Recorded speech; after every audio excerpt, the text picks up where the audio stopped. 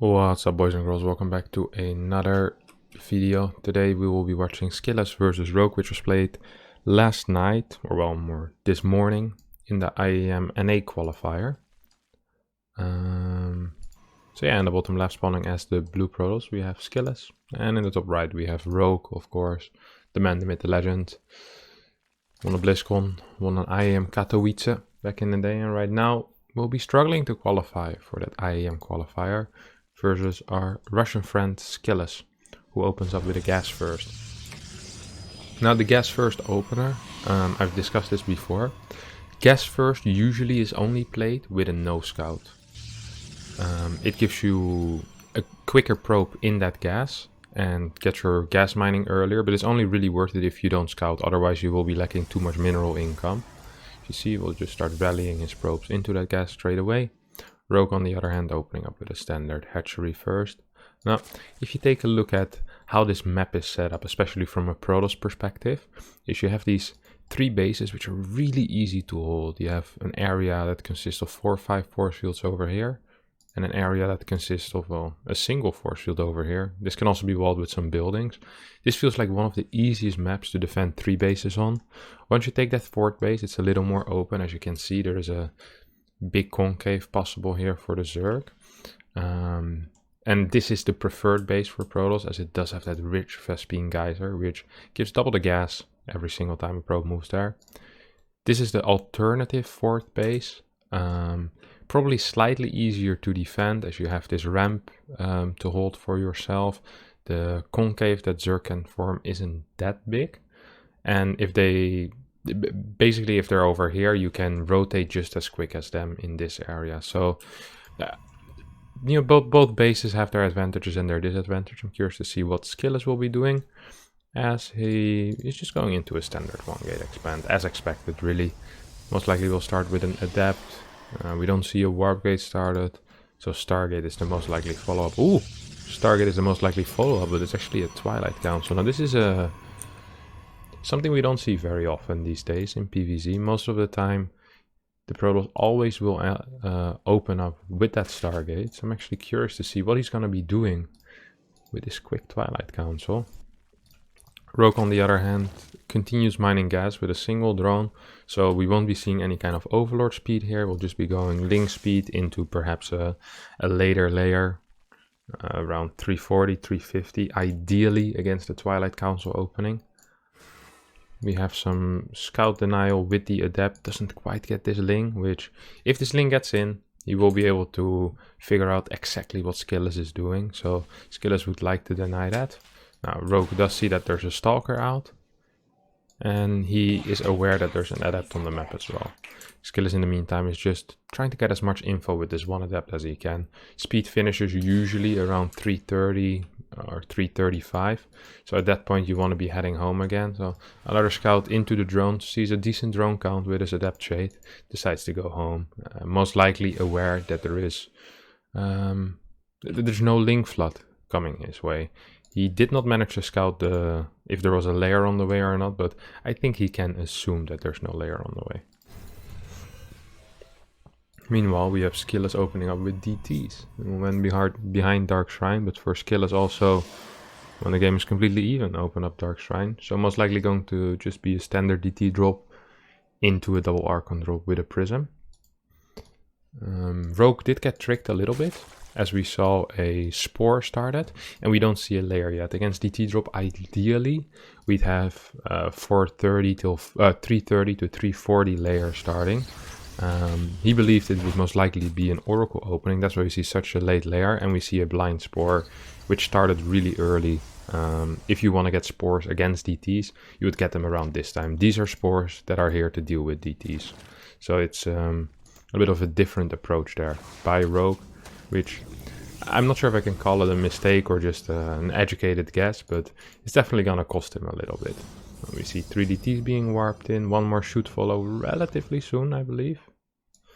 No, not yet. 3 DTs will be walking in. There is a Spore ready, of course, a bunch of Links on the way, 44 drone cut, which is the perfect amount of drones, and 3 DTs actually are moving in right now. We'll just be right-clicking the Spore. And Rogue being out of position for, well, what felt like a second and a half. Actually means he's most likely going to be losing this base. Now there is a Spore coming from the natural, but there's also a 4 DT warping in. Spore is being blocked by his own queens right now. These 4 DTs should be able to just right click this Spore down still. I do believe, yeah, there we go. Does lose a single DT, but clears 2 Spores. Still 1 Spore remaining in the main base. Could walk it down, but instead opts to leave it in the main. Prism does fall, so that's annoying for Skillous, who is expanding behind this, by the way. And these 3 DTs will be slicing down this hatchery. And that's very expensive. On top of that, also a couple of drones either got turned into buildings or died, as we only have 42 drones remaining right now. There's 50 workers for Skillous, so not only is Skillous going to be up a base for a little bit, but he's also up in workers, up in upgrades. I don't think this link flood will do anything, as 3 more DTs get warped in and should be able to deal with these links. Overseer joins the fight. Will be able to provide vision for these links, but DTs have such high DPS, one-shotting all of these links. Should be turning, yes, one of them into an Archon to save it, is what I was gonna say.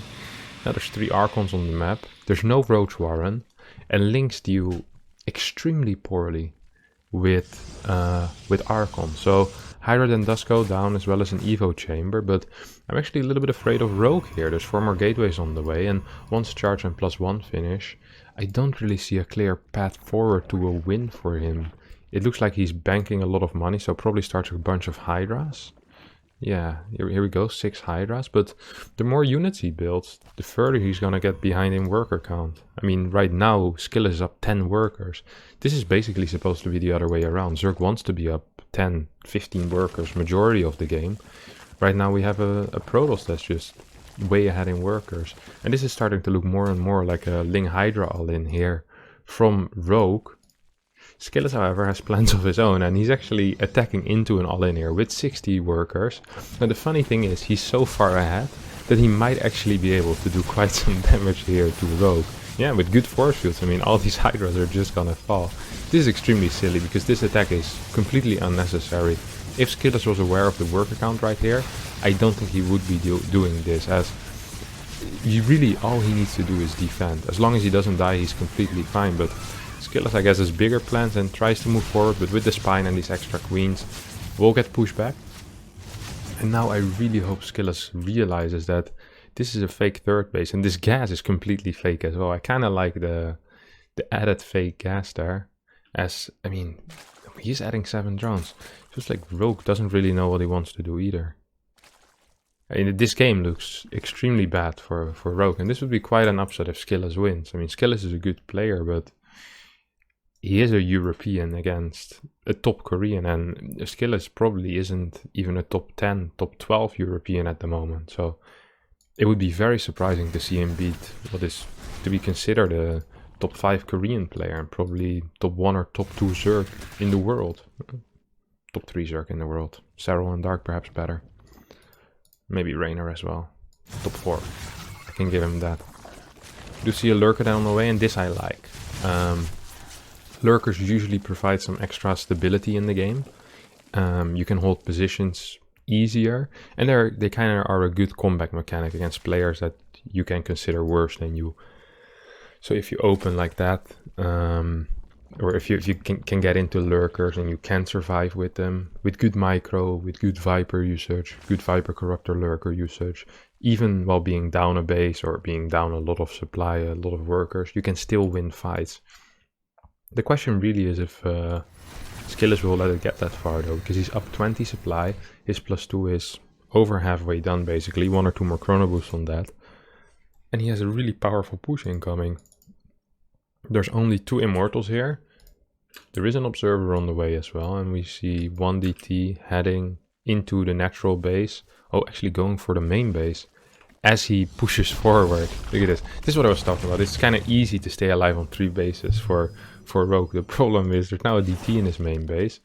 Is there any detection? Yes, there's 2 overseers, both of them in the observer mode, I believe it's called, or the super overseer mode.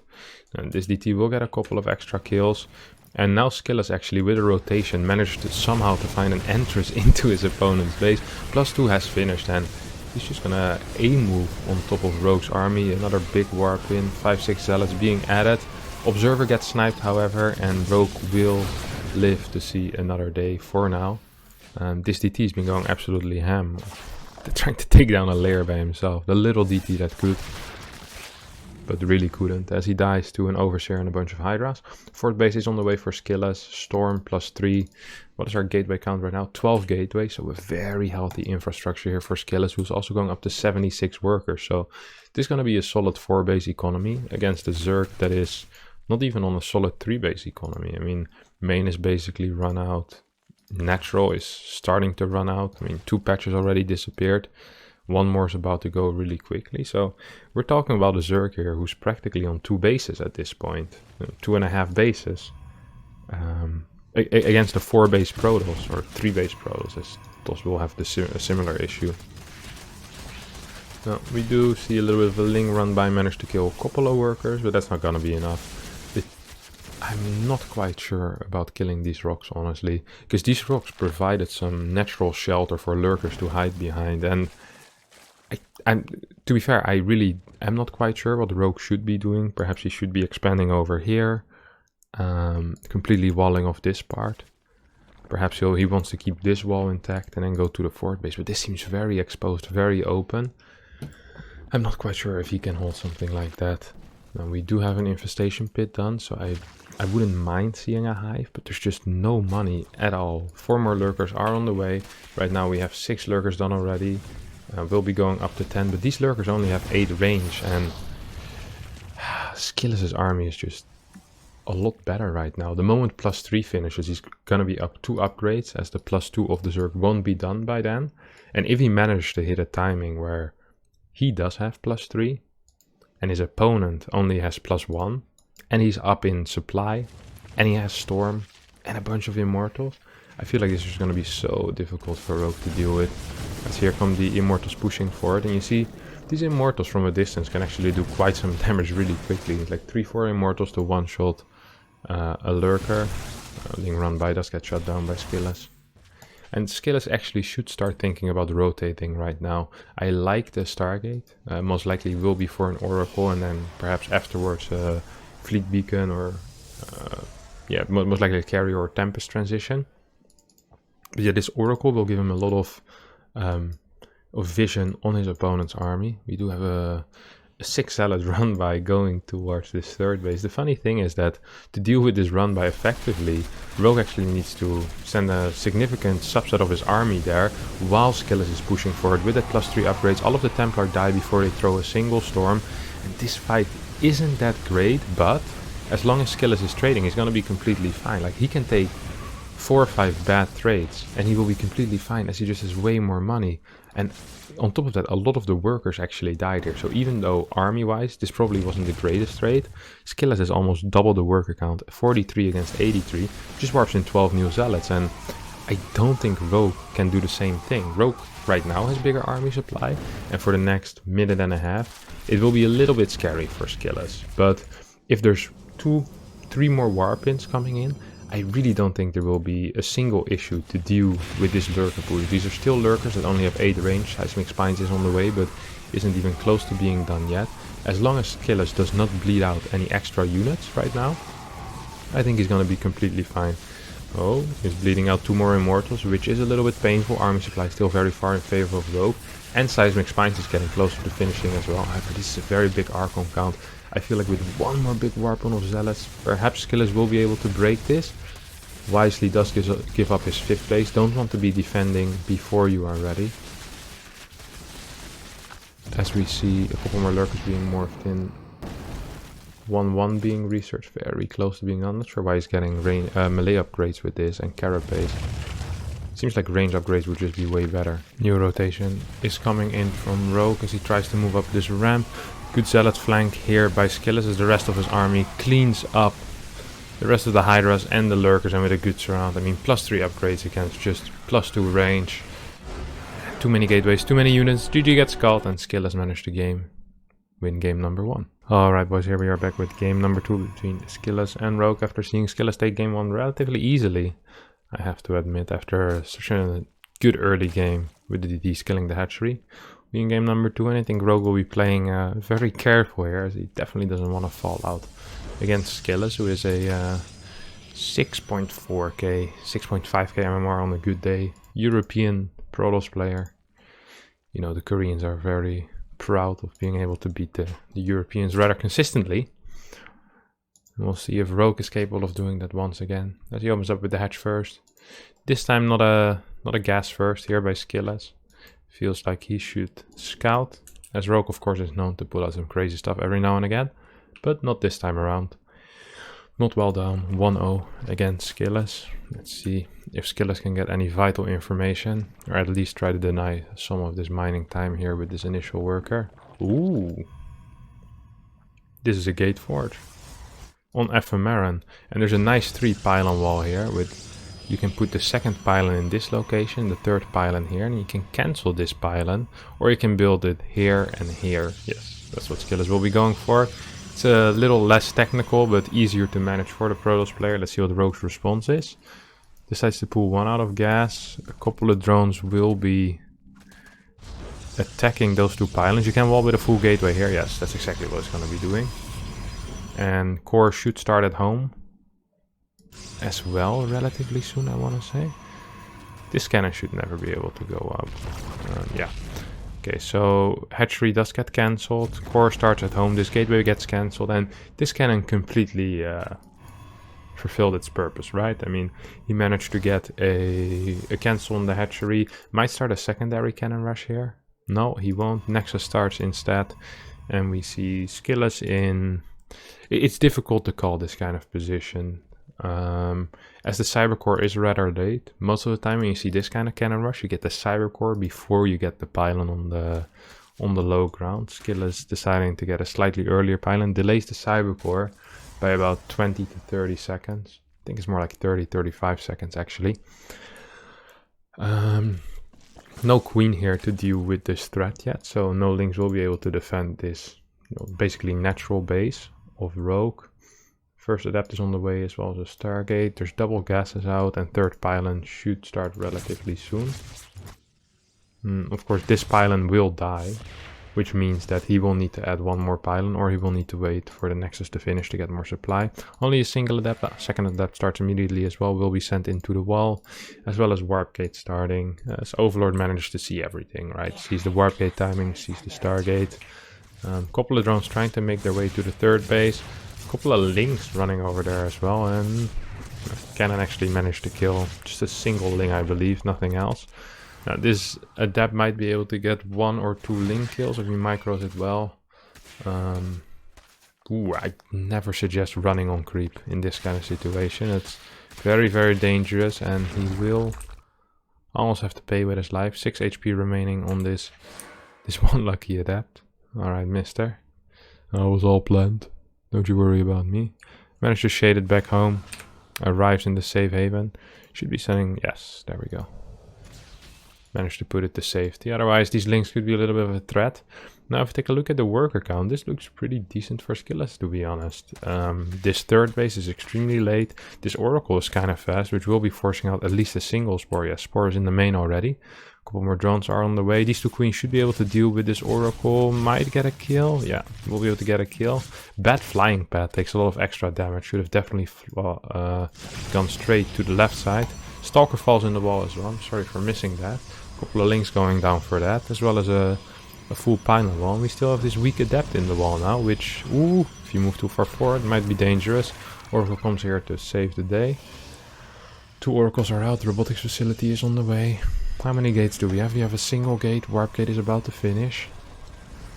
+1 start. There's 2 more gates get added as well, and 10 Lings are on the way. Now this is very odd to me, because this is a point in time where warp gate only just finished. There's still a bunch of Lings on the map. There's still 3 Lings on the map, which is enough to deal with 1-2 adepts. These 10 Lings really cut into his already low worker count. He's still down about 8 workers, as you can see. So I'm not sure exactly what they're for. Maybe he wants to try and make something work together with the +1 that has started. Its Oracles are trying to put in some damage. We'll get, I believe, 3 more worker kills.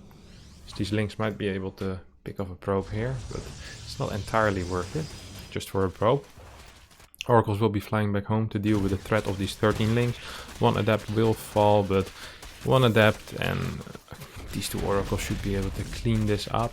Link's actually kind of worth it here, I have to admit. Unless he loses all of them without killing the Adept. Nah, kills the Adept, so gets a Probe, a Pylon, and an Adept for about 10 links. It's quite honestly an even trade, and thus a good trade for Skillous. Rogue once again with a big flood of links, which I'm not entirely sure about this. +1 is nowhere near being done, so I don't think he should ever be able to cancel this base. There's still an Oracle with a lot of energy, which honestly should just be able to clear out these links. Ooh, 9 Banelings on the way as well, so a Baneling nest did go down. I kind of missed that. That's okay. We all miss things sometimes in life. And he will be going for a bust into the natural, I can only imagine. 4 Zealots are trying to defend this third base. Templar Archives is going down. What is in the wall? It's a single Adept. Will go down with 3 Baneling shots. It's already taken some damage. Cannon is going down. Ooh, an Immortal to save the day. The Immortal to save the day. This is extremely lucky timing here for Skillous, as the 2 Oracles start going to work. As long as he spreads out the Zealots, he should be fine. These Zealots do have +1, don't forget. So we'll be doing a lot of damage to the links. And look how terribly timed this attack was. Mere seconds after the attack ends, his +1 finishes. This game is looking very, very poor for Rogue once again. +2 already on the way for Skillous, who's up a solid 20 workers at this point. 6 gases are being taken by Rogue right now. Or, well, 4 extra, so 6 in total. And we have some links on the map to try and make some plays, but he's really gonna need to do a lot here. It's not gonna be enough to kill a couple of Zealots. Getting an Archon would be a good start. That is a very good start indeed. See, it does manage to snatch off the Archon, but it lost a lot of links for that as well. Resources lost completely in favor of Skillous. Work count finally evening up. And here come a couple of Banelings trying to make a play, but Skillous should be able to see this coming in time. Moves away the workers, we'll lose a couple. So loses 2 workers for 4 Banelings, that's a trade I take any day. 3 Templars are on the way, as well as 5 more gates, and this is starting to feel a lot like a big push of what is it gonna be, 10 gates perhaps? No, more like 8 gates with +2, 1 or 2 prisms, maybe 1 in the main. And it's gonna be a potential kill move, I believe, as +2 is very far away right now for Rogue. +2 for Skillous is almost done already. Looking forward to a 4th base, yes. Very well done by Skillous. This is a good move. Expanding while you're attacking with this kind of push is really what you want to be doing. I wouldn't mind seeing Storm being started behind this, but on the other hand, I also wouldn't mind if he just goes hard on this attack, as he really does have a very powerful timing here. I would have loved to see 2 extra gateways to really help with this reinforcement, as I think 8 gates is slightly too little. Really need something like 10 or 11 gates in this case, off of a nice 3 base eco.